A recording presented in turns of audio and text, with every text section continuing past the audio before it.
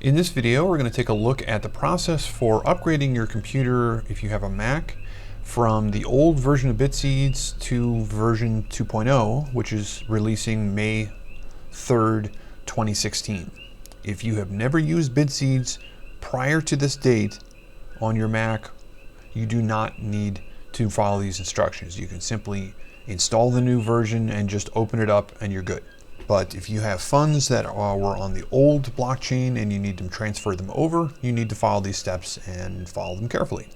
So we're sitting here, we're looking at a Mac's desktop, and I have the BitSeeds DMG file, disk image file, which I've prepared, and we can assume that you've downloaded this from our site.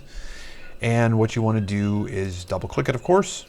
If the window doesn't open up automatically, you'll see an icon that has just appeared on your desktop, and you can double click that, and here's the window. So pretty much to install it, all you would do is just drag and drop it into your applications folder, and it's available for me to run now. So as you can see, I've got two icons now, BitSeeds QT 1.2, which has got a slightly lighter icon than the newer version. And I'm just going to double click the new version, and you're going to get prompted with whether you want to use the default data directory or use a custom one. I would highly recommend you leave it on use the default. We have to make sure that it's going to create a new data directory that is not the same as your old one, so that we can migrate your data properly. So leave it on, use the default data directory, and hit OK, and it will launch BitSeeds for the first time. And you can see the new wallet looks very different from the old one. And you're just going to need to leave it for a few minutes. In the corner, you'll see this little syncing icon. Oh, it's already done. And we only have a few days worth of blockchain at this point, so it syncs very quickly. Once it is up to date, you got the green check mark, you want to go back up to the BitSeeds menu and quit. And here's where we're going to actually migrate your funds over. So what we need to do is we need to get into a hidden folder that is called your application data folder. And that is going to be located, it's located in your user account folder, and most people don't really know about this folder. They're not familiar with how to get to it. So I'm just going to walk you through it and just follow the instructions as I'm showing them to you, and you'll have no problem. So make sure we're in the Finder. So we're going to look in the upper left-hand corner and see that it says Finder next to the Apple menu. If it does not, you can click on the desktop or click the Finder little smiling Mac icon on the dock. Either one of those will take you to the Finder, and you'll see it says Finder in the upper left. And then 4 menus over from that is the Go menu. And so what you need to do is hold down the Option key on your keyboard and click on the Go menu. And this will, while you're holding down the Option key, it's going to reveal a menu option that's normally hidden. It says Library, and it's about halfway down the menu where you can see it right now. And I'm going to click on that and let go of the Option key, and that takes me to my Library folder. Now, what I'm going to do here is I need to actually to make things easier, I'm going to have two windows open at once so that I can copy a file from one to the other. So I'm just going to move this window over to one side, and then I'm going to go File and New Finder Window. Move this one over to the left a little bit. Just resize that just so I can see everything side by side.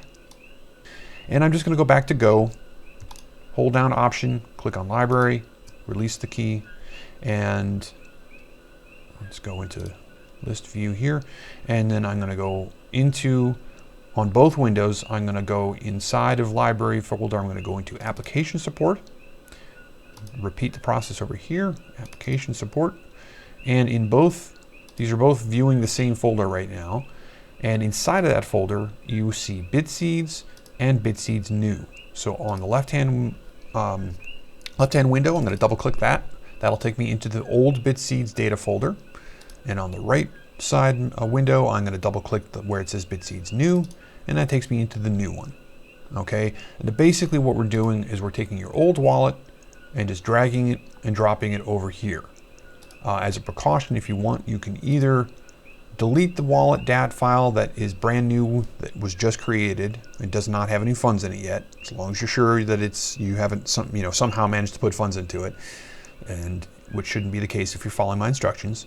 And I'm going to rename this. I'm just going to just to be on the safe side and out of a excess of paranoia, I'm just going to click once, pause, click it a second time, and that allows me to rename it.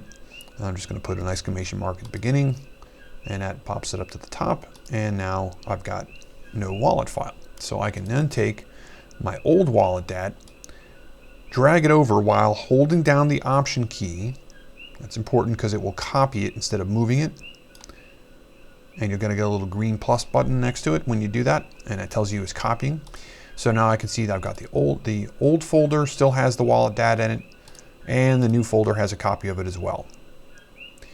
And then all I have to do is close the windows, get back to my DMG file, and I've got this icon, which looks like a little robot. This is an automator script, and double clicking it will launch the same program, the new version, once more, but it does it in a special way. You do it one time only, or at least once per wallet if you have more than one wallet file that you're moving over for some reason. And what it does is it rescans the wallet and then moves your funds or makes them available anyway to you in the new program. So you just basically double click it, BitSeeds will open back up again, and your wallet, your funds will become available.